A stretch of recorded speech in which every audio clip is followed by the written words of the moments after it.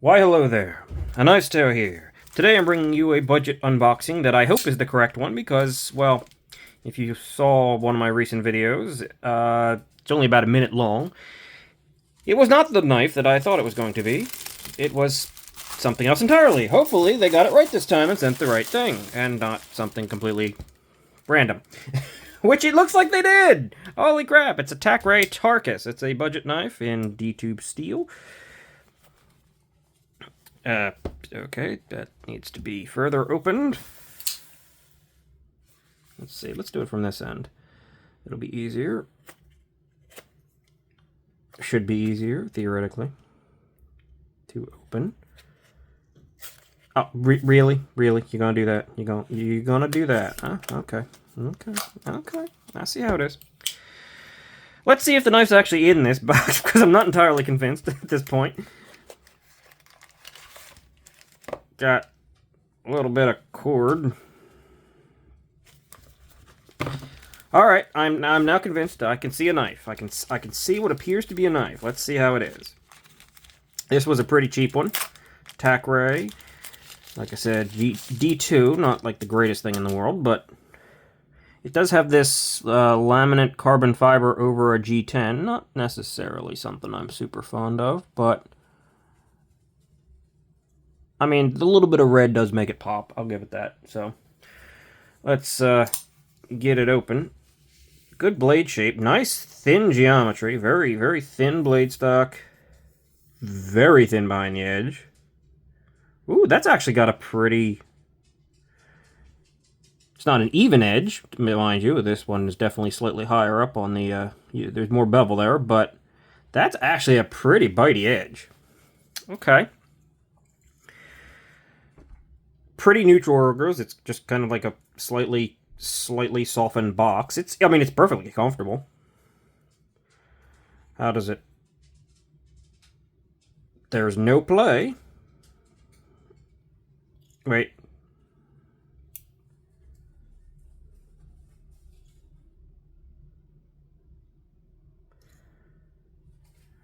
No, I think I can feel a little bit of wiggle, but it feels like it might just be like flex because the blade is quite thin. Stop pins up here. There is a pin back here, but that looks like it's just structural. Yeah, the edge is not touching that pin. That is a structural thing. So that's nice. It's centered.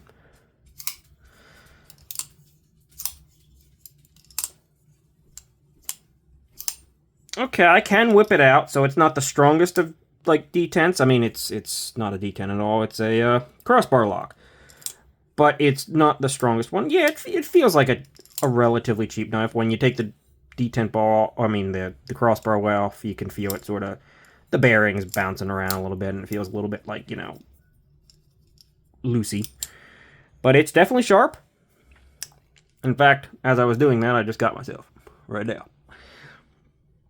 So it's quite sharp. It's got a good sharpening tool and plunge grind. It's got a black coated blade. D2, good blade shape, very utilitarian, very nice.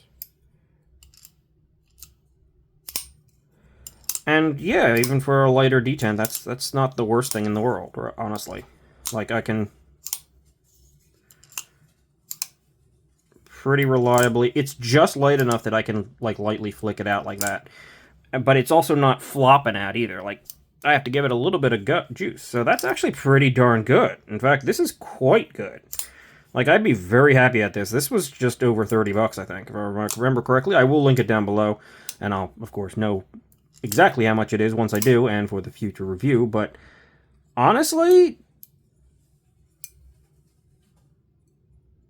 what is that I'm feeling?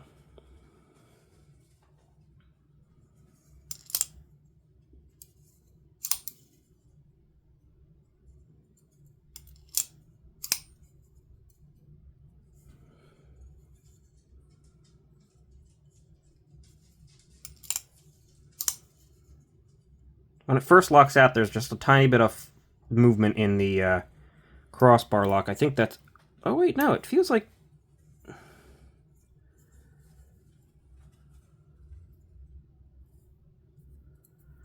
Seems like the button might be a little bit like...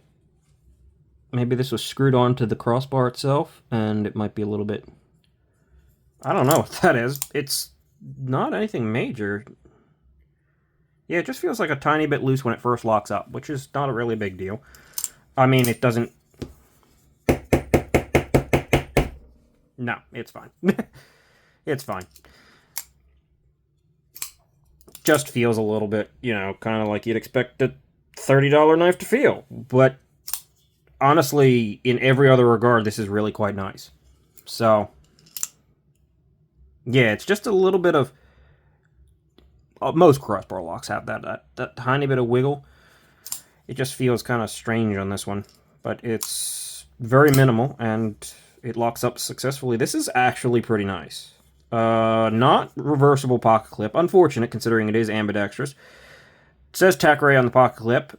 Has the logo on the blade, but pretty small. Very minimal branding. D2, simple as that. This is actually pretty nice. Like, this is not bad. Yeah, I'm gonna, of course, carry it and check it out and see how it does, but...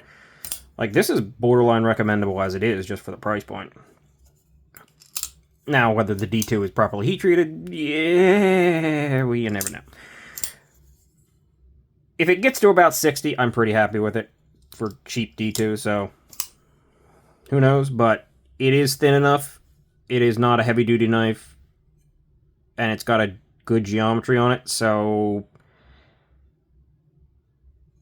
Even if its edge retention isn't maybe optimal for D2, it should still perform pretty well. Alright.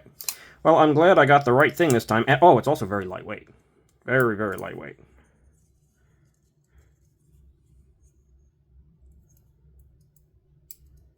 Oh, that's what it is. Okay. So, if I push on this bar right here like this, I get like a little bit of compression. It's not actually wiggling, it's like this button is maybe not screwed down all the way or something. I get a tiny bit of compression. Well, that's not a big deal at all. I mean, it's a little bit odd, but it's not exactly going to hurt anything. So, yeah, okay. I'm going to end things here. Say thank you very, very much for tuning in and watching. I do hope you could see the knife, considering the black background. Let's do that. You can see it a little bit better now. Yeah. Stick around. Check out the channel. Drop a like. Maybe subscribe to help out a small support a small channel who's trying to improve and get more things going. Let me know what you like. Let me know what you don't like. And come back for the review. If you would so kindly consider doing so. I'd greatly appreciate it. I greatly appreciate your time in general. So, thank you. And have a great day. See ya.